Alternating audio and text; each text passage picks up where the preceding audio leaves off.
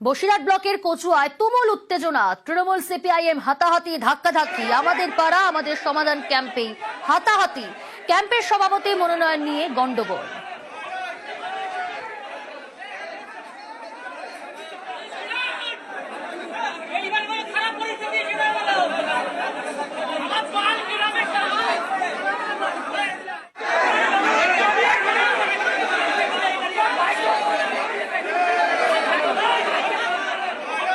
Telephone লাইনে রয়েছে প্রতিনিধি অনুপম। কেন এরকম ধস্তাধস্তি হাতাহাতি পরিস্থিতি তৈরি হলো?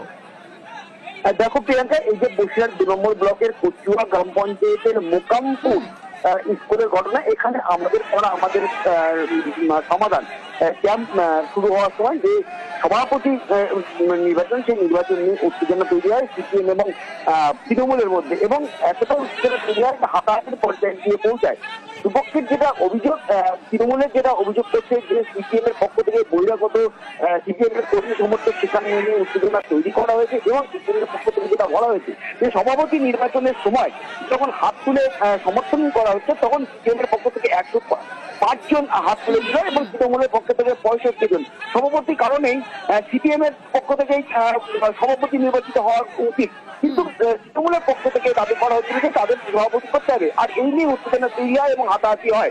যদিও পরে বসিরহাট 2 নম্বর ব্লকের যে ভিডিও, তার হস্তক্ষেপে সমস্যার সমাধান হয়। বেশ অনুপম। সাহেবের প্রস্তাব অনুযায়ী ভোটাভুটির মাধ্যমে সভাপতি নির্বাচনকে কেন্দ্র করে সভাপতি নির্বাচনে নিরঙ্কুশ সংখ্যাগরিষ্ঠতা পাওয়া সত্ত্বেও তৃণমূলের কিছু ব্যক্তি তারা মানতে চায়নি। ওখানে যারা হাত তোলা হয়েছে, ওখানে প্রশাসনের আধিকারিকরা ছিলেন, তারা ভোটার আইডি কার্ড জমা নিয়ে এন্ট্রি করার পরে ঢুকিয়ে তারপরে সেখানে ভোটাভুটি হয়েছে। সুতরাং এই তথ্যটা একদম সম্পূর্ণ ভুয়ো একটা তথ্য দেওয়া হয়েছে।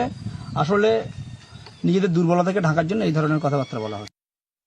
ভোটাভুটি প্রক্রিয়া যখন শুরু হয়, সেই প্রক্রিয়া শুরুতে সিপিএম চক্রান্ত করে ভোটাভুটিটাকে বন্ধ করার জন্য তারা বহিরাগত লোকজন এনে তারা ওখানে হাঁকা চেল্লা শুরু করে।